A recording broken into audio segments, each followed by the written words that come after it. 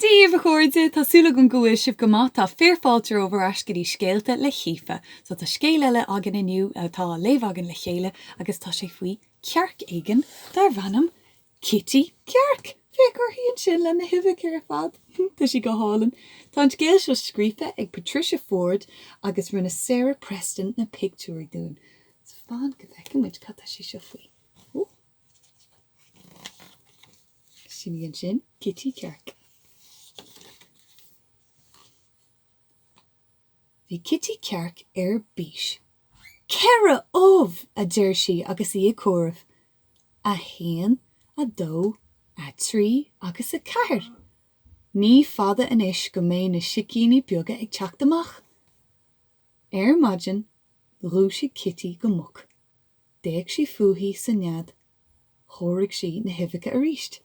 A haon, a dó, a trí. Níor bheann inis ach. Cé bhéad? Trí ómh! Gadaí a bhéic Kitty. Tá gadaí tar éis mo ómh a sciobba. Oh no.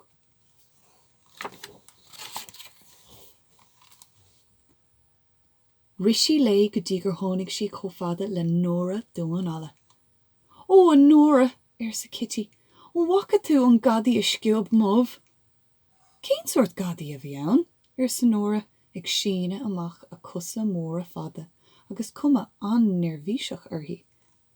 Well, ar sa Kitty, seans gur gadaí grána a bhí ann agus 8 gus mhóra ada faoi.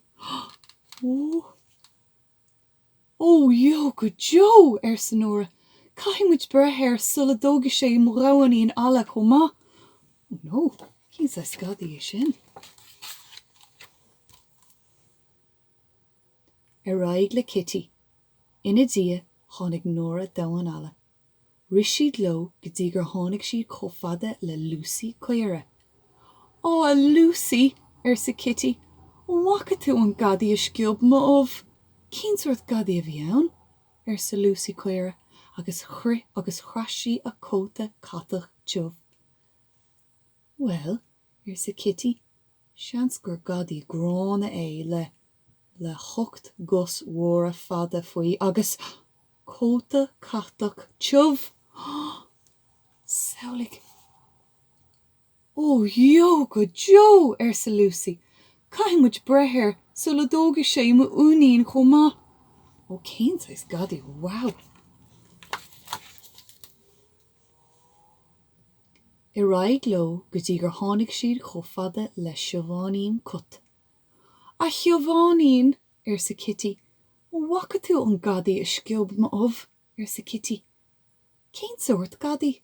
Ar sa Siobhánín agus dúirdigh si a heiribal ildáte agus í ag cruith leis an imní. Well, ar sa Kitty, seans gur gadaí grána é le 8 gus mhóra ada faoi, cóta catach teamh agus heiribal ildáte. Ó nó féach. Ó, jo go Joe, ar sa Siobhánín. Caiimiid brethir sula dógann sé mo chatín chomá. Wow. Araigh lo go dtí gur tháinig siad chomh fada le Áine Asal. A Áine, ar sa Kitty. Wacha tú an gadaí a sciobh mómh? Cén sort gadaí? Ar sa Áine agus í ag grágáil go fatach. Hí. Well, ar sa Kitty, seans gur gadaí grána é le 8 gus mhóra ada faoi, cóta catach teamh, heiribal ildáte, clúsa fada agus glór mór míltach ar sa Kitty. Ó, féachar. Ó, jo go Joe, ar sa Áine. Caiimiid brethir sula dógann sé mo chearcanín chomá. Oh no, tásúla go mermaidir. Araigh lo ar fad, ag rith is ag rás séar san air an nona san áil go dtí go raibh siad arás ag doras an sciobóil. Stop na hanmhaithe lig. Déist siad. Cén áit a déitach an gadaí a bheith? Ó, sin seo? Ó, féach. Ó nach go sé grán ar fad. Má tá sé ag sciobol ar sa kitty. Tógadh sé an trí of eile orm chomá. Ó nó, go biggur hí dul rais. Isteach sa stábla le kitty. Ina dia tháinig Nóra Domhan Alla, Lucy Cuire, Siobhánaín Cut agus Anya Asel. Ach cá raibh an gadaí grána.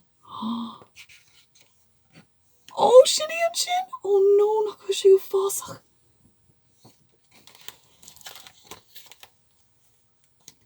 Is an sin a chúla siad an gadaí grána. Gadaí grána le nocht gus mór fada. An gadaí leis an góta teoh catach, leis an arabal ildáte, le clúsa fada, agus an glór mór míltach. Fun go bheith muid. Mama! Sé, ní gadaí a bhí an.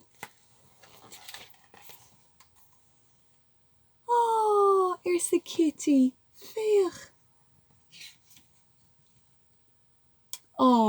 Sa na hanmhathe eile.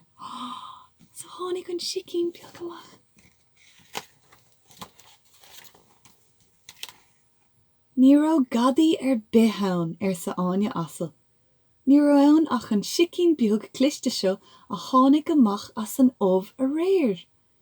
D'imigh sé ar hiúlóid leis an domhan a eicáil, ach anois tá sé tag arás chuig áhami. Agus ní licí mé weim a rí sé go brach ar sa kitty. Nach go sé sin go háil an féice.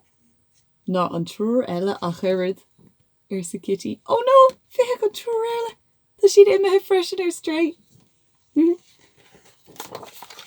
Féic sin iad na hibacha. 1, 2, 3 cín briste. Ó jo go jo ar sa kitty a dúirt na hanmhathe eile. Ó jo go jo. Agus sin deire. Big sin an deire.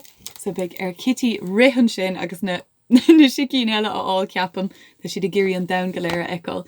Well, bhí sé sin go hála na chuirde, tásúla go gurhaintih taithna bhas bhí si anjas ar fad. So feice mé sibh rís an chéadú eile a chuirde agus tásúla go mééis sibh go maith an uair sin freisin. Santan!